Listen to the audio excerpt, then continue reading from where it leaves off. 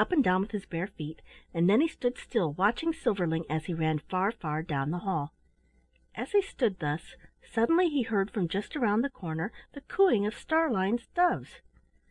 He did not stop a moment, but turning, ran around into the next hall, and there, sure enough, was Starlein with her doves about her. "Oh, little boy!" she cried. "I was afraid I had lost you." But Teddy caught her by the hand. "Come quick!" he cried. "I have found Silverling." They ran together into the hall, where a moment ago Silverling had been playing with the silver ball, but it was vacant now. Silverling was gone. "Well, I never!" said Teddy. Then he turned to Starlein. "Starlein, you shouldn't have gone away when I told you not to."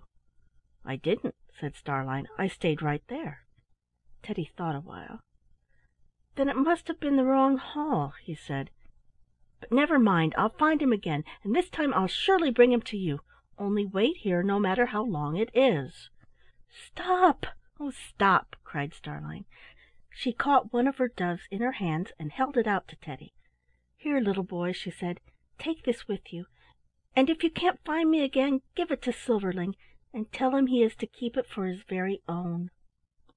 "Yes, I will," said Teddy, and he took the dove and put it in the bosom of his tunic, and it nestled there, all warm and soft and still. Then he turned and walked quietly down the hall and into another. He went on, but he did not run and jump now, for he was thinking. After a while, when he turned into another hall, he once more saw Silverling at play with his silver ball. "Did you find her?" cried Silverling eagerly. "Yes," said Teddy, "I found her, and she sent you a dove for your very own. But, Silverling, I think this. I think the only way for us ever to find her together is for us to set the dove free and to follow it when it flies back to her." "But we couldn't follow it," said Silverling. "It would fly so fast that it would be out of sight in a minute." "I know," said Teddy, "but we could tie something to it." "What could we fasten to it?" asked Silverling. The two little boys stood looking about them and wondering what they could use. Suddenly Teddy clapped his hands so the dove in his tunic started. "We'll fasten the end of your golden chain to it," he cried. No sooner said than done. In a moment Silverling had taken the chain from his neck and unfastened the ends. It was so long that it had been twisted several times around his neck. Very gently they took the dove and fastened the chain to its leg, and then they let it go. It fluttered up over their heads and circled about them once or twice, and then it flew on down the hall with the little boys following it.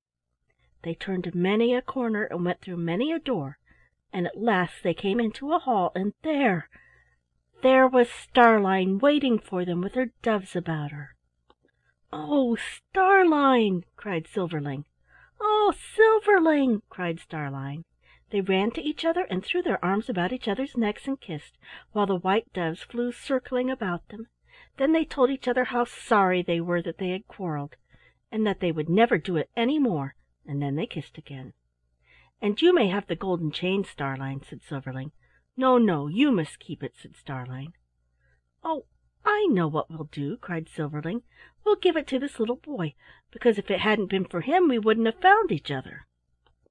"Oh, yes," said Starlein, but Teddy held up his hand. "Hush!" he whispered. "Don't you hear it?"